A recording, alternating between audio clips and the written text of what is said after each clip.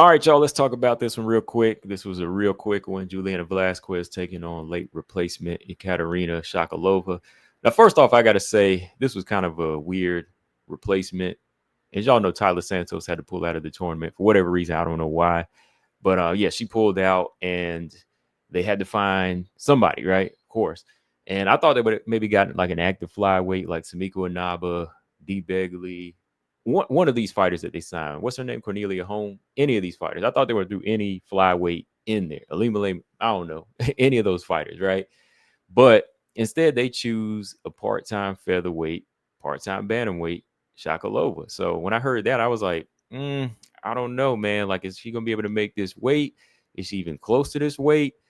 What's going on here? Like, was she already sitting on the sideline, just kind of, watching, already, living that lifestyle of a flyweight? And lo and behold, she must have been because she came in there sharp. She came in there on point, in shape, and ready to go. And it only took her, 30 seconds, maybe a minute to get this one done. I mean, when it came down to it, I was looking at Shakalova's previous fights and I seen how she fought before. She is a physically strong fighter, but that was at featherweight. So I was kind of like, how's she going to handle this? She's kind of shorter. And if she loses weight, she might be a little depleted, but she looks strong. She looks strong at the weigh-in too. So I was like, she might have a chance against Juliana Velasquez. Juliana Velasquez is a good counter striker, but kind of like Marina Rodriguez, man, once you get her to the ground, she's really helpless. But unlike Marina, she's really helpless. Like, she has no submission defense. Every time she gets taken down to the ground, she gets bullied. I mean, look at the height difference here and the size difference. 5'8" to 5'2". And Juliana Velasquez is not a small flyweight, but she gets bullied in there. And just like that, in the opening round, Shakalova made quick work with a single leg. I mean, just textbook single leg. Like, she didn't even stay on the outside too long. Like, it looked like she was going to strike with Velasquez, and Velasquez might, pop a couple of jabs off and keep her back with the teep kicks or something like that. But Shakalova said, nah, look, I'm going to throw a couple of strikes and boom, give me that leg. And here we go. Got the back just like that. It was like clockwork. She got the back. She was a little high up, when she was going for the rear naked. Juliana Velasquez was trying to, shake her off, by staying on her knees like you see in this picture here. But Shakalova was going to lock it in. It was just a matter of time, and it just took her a few seconds. And Velasquez tapped just like that. So I was like, oh, man, Velasquez, what you doing, man? Like, what are they working on? What are they working on? I used to give her so much credit for striking, but I was almost blinded by that myself. Like, I thought maybe they had been working on a takedown defense for years. She's just going to do what she wanted to do on the feet. But it all came down so fast when she fought Liz Carmouche. It all just came crashing down so fast when you saw that exposure, man. Like, no takedown defense, no ground game whatsoever. Then losing to Liz like back to back, you know what I mean? So yeah, this one here, man, I just saw it coming. Shakalova, she looks strong at this weight.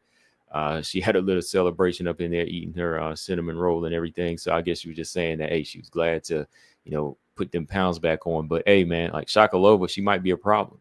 If she can live this lifestyle, I mean, she's only 27 here, 27 years old, and she made it down to 126.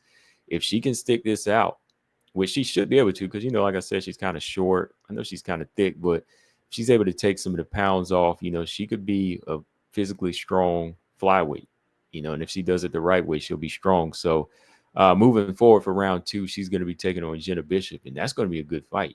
Jenna is scrappy. Jenna's going to be a problem on the feet, but on the ground, it could be interesting here. It could be real interesting. I think the jiu-jitsu still goes to Bishop, but strength-wise, Shakalova might have a chance, So, yeah, man, shout out to Shakalova. I mean, I know that's got to feel a little humiliating for Velasquez. Her late replacement comes in and finishes her in one round. I know she was probably upset at Tyler Santos, but, your mind, you got to keep your mind on the fight. And I'm sure she was trying to, but hey, man, Shakalova said, hey, I ain't playing. I'm taking advantage of this. I'm close to this weight. Let's get it. And she's in it.